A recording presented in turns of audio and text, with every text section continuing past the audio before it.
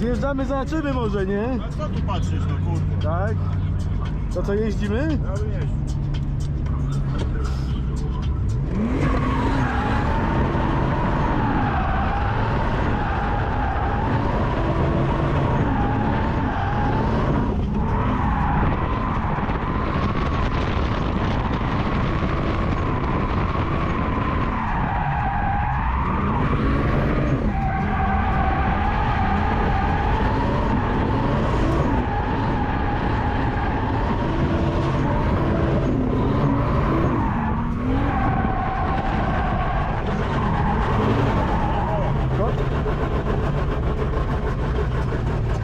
Teraz to już na pewno.